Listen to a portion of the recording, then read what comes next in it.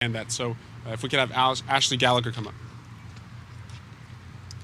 Good afternoon, everyone. My name is Ashley Gallagher. I'm a public health researcher. I live in Baltimore City. As you may know, we've been struggling to combat gun violence in our city. I'm currently studying a public health model that's an approach to decreasing gun violence. But most importantly, I'm the mother of a 3-year-old daughter. And I just want to thank everyone for being here today, because with our efforts combined, she will grow up in a world where this is not an issue. And I'm just thankful that we have a candidate who is focusing on this urgent issue. So thank you. Thank you, Ashley. And finally, once the trigger is pulled, it's oftentimes too late, unless you're coming into the emergency room where people like Dr. Joe Sacron works at John Hopkins Hospital in Baltimore. People like him toil away gunshot victim to gunshot victim, hoping to save their lives, using their skill and their passion for life to do that. Dr. Sacron is a special individual because his own call to trauma surgery came from his own experience as a gunshot victim. And I'm so great that he's with us here today. Grateful to all the people he's saved and sadly will have to save. Dr. Joe. Well, good afternoon. I stand before you today not just as a trauma surgeon or a Brady board member, but someone that was nearly killed after being shot in the throat with a .38 caliber bullet here in Fairfax County.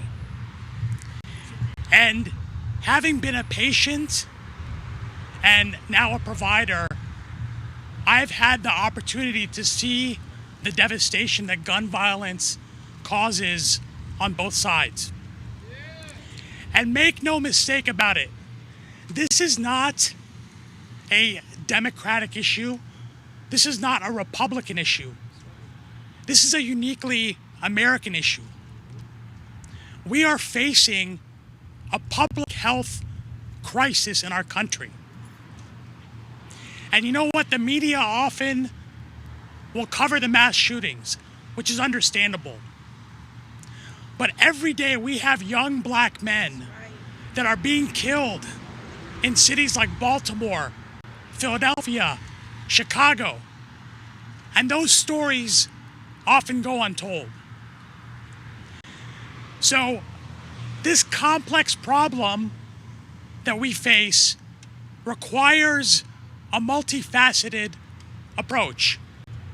And before I let Congressman Swalwell come up here and share his plan to end gun violence in America, let me just tell you that I had a chance to get to know him long before he announced his candidacy for President of the United States.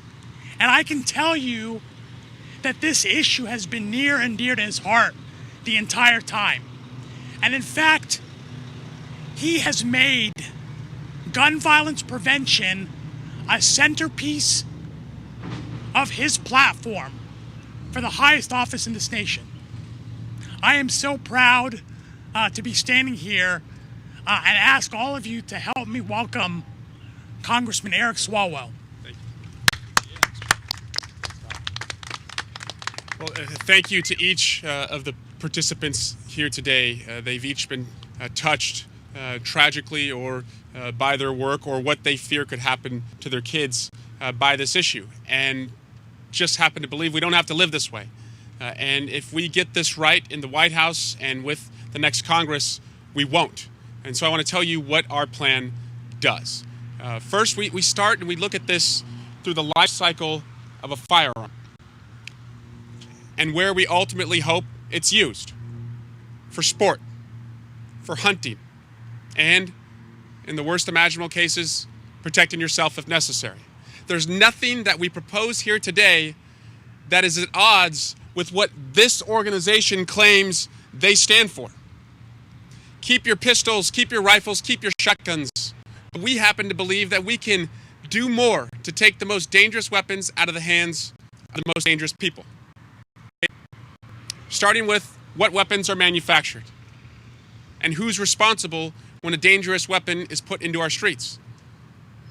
We want to lift the shield of liability that is put on place today and protects manufacturers from having any responsibility when their weapons are used because of either a design default or something that they intentionally put on a weapon that makes us less safe.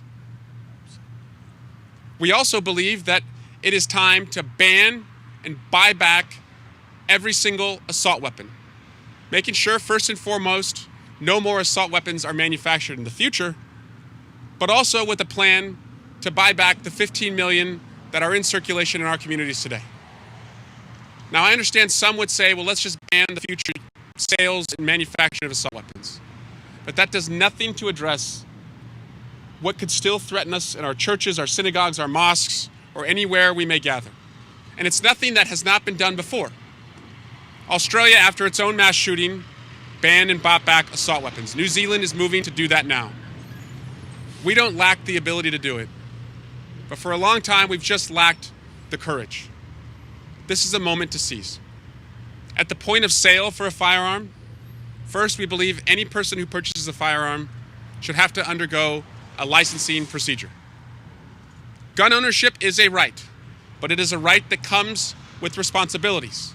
And just like you get a permit in many places to hunt and in every state to drive, we think you need a license if you're going to buy a firearm. We also put in place additional restrictions at the point of sale on ammunition, as well as requiring insurance.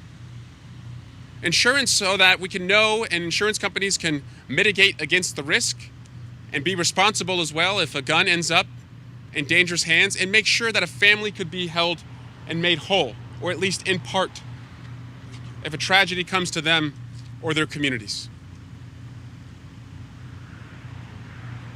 We also believe every person that buys a firearm should go through a background check. Not just at a dealership, but at a gun show, and private seller to private buyer. Then there's those life instances, those flashpoints that happen where we need the government to intervene and make sure that a dangerous person doesn't have a firearm, like a mental health event or an instance of domestic violence. And so we've created red flag intervention opportunities so that our law enforcement can protect a victim of domestic violence from a firearm that may be in the house. The only way we can do that, though, and I learned this from Sonia, is if we know more. So that means having a national firearms database. That is not too much to ask, and that would only be used to protect all of us. Our plan also addresses what Ed Haynes was referring to. When the trigger is pulled because an individual has resorted to what Ed told me in Parkland is the lowest form of communication: violence. I've seen in too many of our cities that when you have poor schools or the kids don't feel safe going to school, and Tamar, you told me that that's too often the case. They just don't go to school because they don't feel safe going to school. When all you have are payday lenders and liquor stores around, and a lack of access to health care, and no grocery stores, so you have access to any food of any nutritional value, you can imagine what happens. That is a different cause of violence than a mass shooting, and requires different solutions. It doesn't require a crime bill, it requires a hope bill that invests in education and jobs, access to health care. I saw it best on the south side of Chicago when Tamar told me, you look at these issues too often like they're just murders. They're also suicides. And I asked her, what do you mean?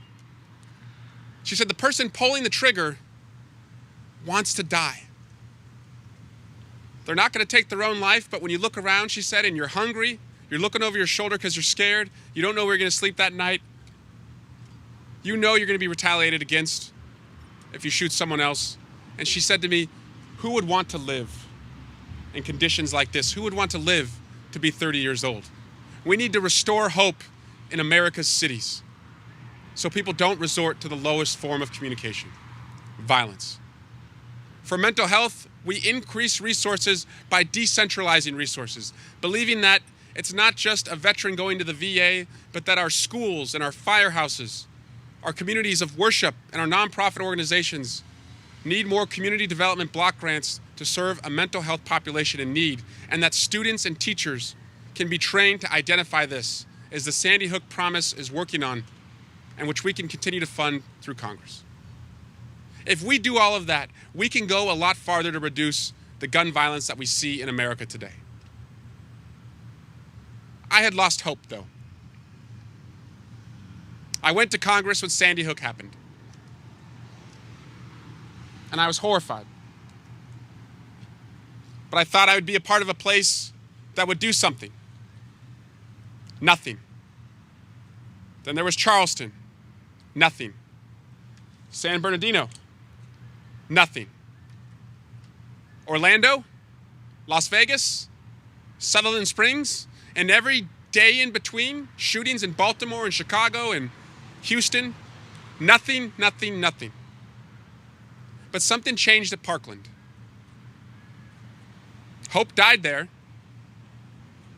but in a uniquely American way, owing to the strength and courage of the students and their parents, it was reborn. And it's brought us to this moment here, where we are determined to make ending gun violence a top-tier issue in this presidential campaign, and a belief that we no longer have to negotiate down against the NRA, that we can start negotiating up. That the ceiling is not banning bump stocks, that the ceiling is not background checks, that the ceiling is not the crazy idea that if you're on the terrorist watch list, you shouldn't be able to buy a gun. That's now the floor. The ceiling is doing anything it takes to tell Americans that your right to hug your kid, to pray at your church, your synagogue, and your mosque, to dance at a concert, laugh at a theater, to just love each other is greater than any other right in our country, period. And we're going to do something about it. For too long, the NRA has been out of step, not just with America, with its own members, 70% of whom want background checks, all of whom fear about the safety for their own kids. But here's the tactic they've used. They use a vocal, tweeting, bullying minority to tell politicians and lawmakers, don't touch this issue. It's a hot issue. You'll pay a price for it. I'm here to tell you, you will pay a price if you don't stand up and keep the people behind me and the people they care about safe. That's the price that's going to be paid from now on. Enough is enough. We can end gun violence in America, and it begins now. Happy to take any questions. Yes.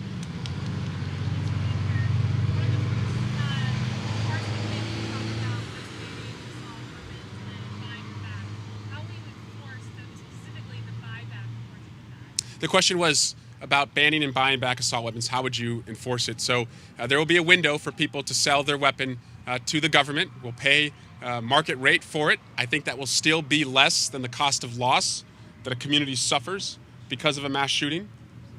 And just like anything else that's banned, like a fully automatic weapon or a rocket-propelled grenade launcher or any other contraband in America, if you have it, there'll be a criminal penalty. But there's not going to be any national roundup. It's going to be banned, and I trust that the American people, by and large, are law-abiding people, and they'll sell back their guns. Or there is an exception. You can keep an assault weapon at a shooting range or hunting range. Yes? You express your frustration. Who are you with, sir? Sorry. CBS. Thanks. You express your frustration a little bit on things not getting done in Congress. If elected, how would you work with colleagues on both sides of the aisle in Congress to pass this framework, or is it solely through executive actions? Republican parents, Democratic parents, all parents want to see their kids safe in school. And we now are in a gun safety majority in America, where this last election in places like Texas, Iowa, Oklahoma, Kansas, we beat NRA-endorsed members of Congress. And so to Republicans, I would say, you don't have to be afraid to do the right thing. People are being elected and beating your members because they are standing up to do the right thing. So I'm going to really lead with the momentum I see right now and the will of passing a bill with Congress and the president working together is much stronger than executive action, and I'll seek to do that first. And again, I just trust that the wind is at our back right now, and that is a strong wind of moms and students and people in their communities who care. Anyone else? Yeah.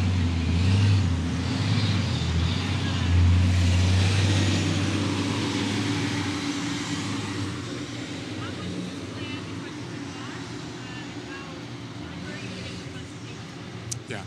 The question was, how much will the plan cost? A lot less than the cost of loss to our communities. And people say, well, this is a single issue, gun violence. Do you really want to run for president on a single issue? It's not a single issue.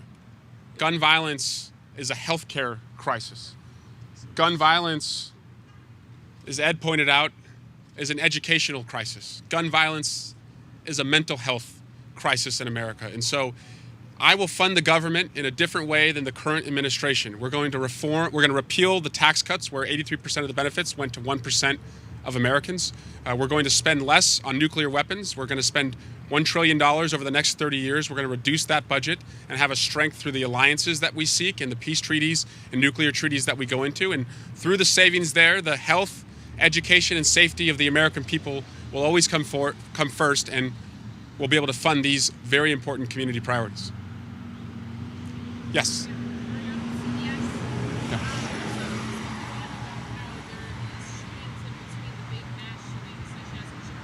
Yeah.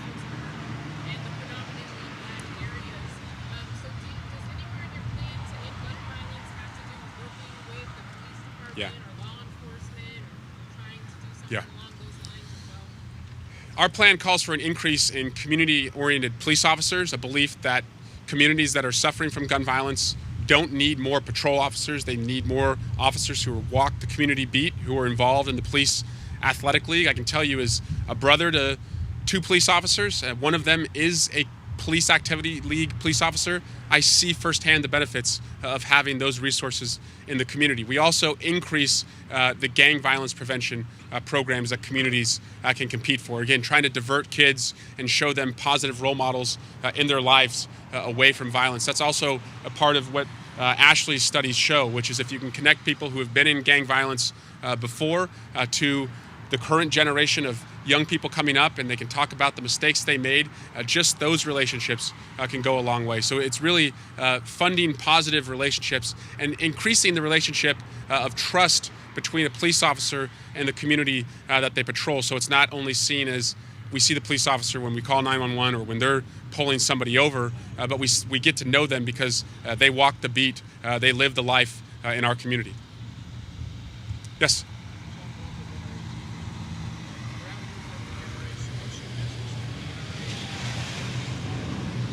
Let this truck by. Your question was, what is my message to the NRA? Yeah. Yeah.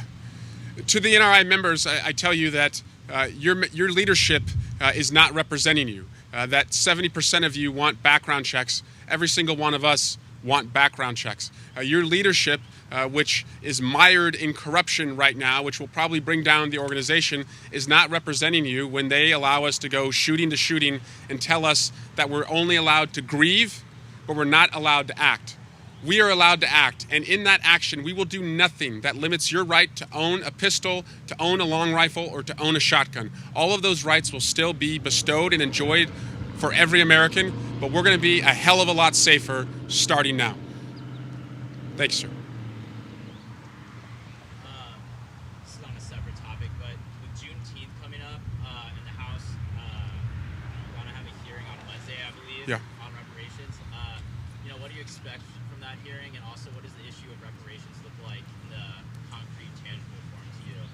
Slavery was and is the original sin in our country, and when I go to communities like Baltimore and Chicago, I see the effects of slavery, that there are still communities that are suffering, and we need to do something to make those communities whole. We need to invest in them immediately in jobs, education, and healthcare, and reduce the gun violence there. I support having a reparations commission to find out what else we can do, and I'm glad Congress is having that conversation. I would sign that commission into law immediately. So I'm going to wrap up by just saying this. On this tour, I visited Philadelphia, and I visited a trauma counselor, so someone who would work side by side with people like Dr. Joe. He said he's counseled 7,000 families so far in just the last 14 years on his job. 7,000 families affected by gun violence. And I asked Mr. Charles, Scott Charles, the trauma counselor, what is one thing you would do that would make the biggest difference? And he said, oh, we're already trying to do it. And I thought, oh, is it background checks, assault weapons ban, mental health funding? He said, no. I'd put a tourniquet on all the blocks where data shows us we have the most shootings, and we would train the people from the Chinese store owners to the liquor store owners how to use those tourniquets to save more lives, so when they get to the trauma surgeon, they have a chance. Mr. Charles did not have a failure of imagination to think of bigger solutions. He just believed that Washington had a failure of will to bring them. So we face this crossroads right now. Do we want to stop the bleeding, or do we want to stop the shootings? The people behind me, they believe we have a chance to stop the shootings. I'm with them. Thank you. Thank you.